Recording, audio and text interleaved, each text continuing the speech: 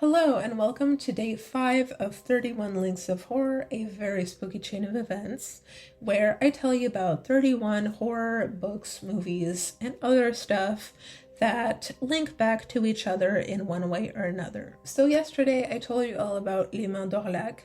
Today, pack your bags, pack your time machine. We are going from the 20s to 1964 and from France to Japan. I'm going to tell you all about Kwaidan, a movie by Masaki Kobayashi. I hope I pronounced that correctly, and I'm sorry if I did not. So Kwaidan is an adaptation of many Japanese ghost stories, many of which were translated and collected from around the country. Specifically, the story that's interesting for us today is named Miminashi Hoichi, or Hoichi the Earless. I'm sorry if I mispronounced that.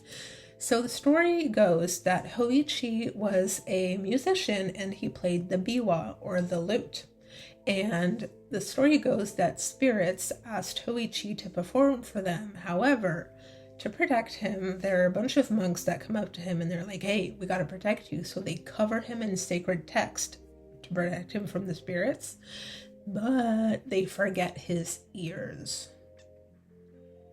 Problem. And so Hoichi goes to perform for them, but they rip out his ears. So it's really cool and interesting is that both Les Mains d'Orlac and Kwaidan take on the subjects of body mutilation, the supernatural, and music. Specifically, the loss of one's senses directly affecting their art, right? So the pianist with no hands, or the lute player with no ears. It's kind of like a Beethoven situation, no? But yeah, it's a little bit of a short and sweet connection between the two, but I think it's always interesting to see how vastly different cultures from vastly different time periods are kind of interpret and create the same story. So remember, this movie was published in 1964. However, like I said, it interprets and adapts really old Japanese ghost stories. So I don't really know how old this ghost story is specifically, but you can assume it's probably been around for many centuries.